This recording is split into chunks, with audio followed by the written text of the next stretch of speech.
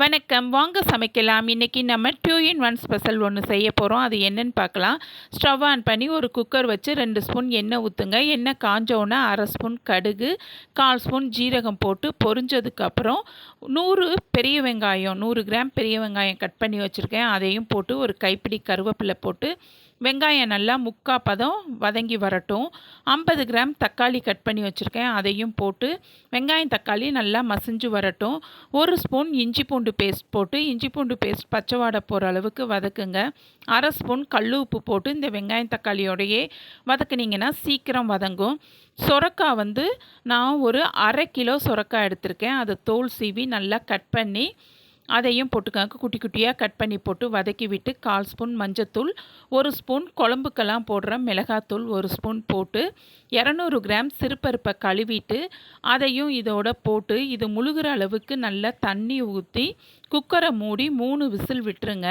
3 whistle வர்ற வேலைக்கு நம்ம இப்போ ஒரு மசாலா ரெடி பண்ணிக்கலாம். மிக்ஸி ஜார் எடுத்து அதில் அரை மூடி தேங்காயை கட் பண்ணி போட்டுக்கோங்க. 1/2 ஸ்பூன் சோம்பு, 1/4 ஸ்பூன் ஜீரகம் போட்டு நல்லா நைஸாக அரைச்சிட்டு வந்துடுங்க. இப்போது இந்த சொரக்காய் நல்லா வெந்ததுக்கப்புறம் கரண்டி வச்சு நல்லா மசிஞ்சு விட்டு நம்ம அரைச்சிட்டு வந்தோம் இல்லையா தேங்காய், சோம்பு, சீரகம், அதை இதில் போட்டு இந்த மிக்சியை கழுவி தண்ணி ஊற்றி நல்லா கலந்து விட்டு ஒரு அளவுக்கு அப்படியே கிரேவி பதத்துக்கு வர்ற அளவுக்கு தண்ணி ஊற்றிக்கங்க. ஊற்றி இதை நல்லா கொதிக்க விடுங்க. இது கொதிக்கிற வேலைக்கு இது மேலே நல்லா 1 ஸ்பூன் நெய் ஊற்றுனீங்கன்னா வாசனை சூப்பராக இருக்குங்க. 1 ஸ்பூன் நெய் ஊற்றிட்டு அதுக்கப்புறம் நீங்கள் என்ன பண்ணுறீங்கன்னா கொத்தமல்லி இருக்கு இல்லையா, அதை குட்டி குட்டியாக கட் பண்ணி போட்டுட்டிங்கன்னா 2 இன் 1 ஸ்பெஷல் ரெடி ஆகிடுச்சு. இதுக்கு பேர் ஏன் 2 இன் 1 ஸ்பெஷல்னால் இதை குழம்பாகவும் சாப்பிட்லாம், நம்ம வெஞ்சனமாகவும் வச்சுக்கலாம்.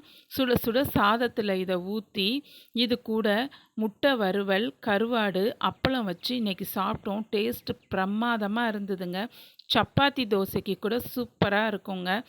இந்த சொரக்காய் கூட்டை செஞ்சு சாப்பிட்டு பாருங்கள். பிள்ளைங்க விரும்பி சாப்பிடுவாங்க. நம்ம சேனலை லைக் பண்ணி ஷேர் பண்ணி சப்ஸ்கிரைப் பண்ணி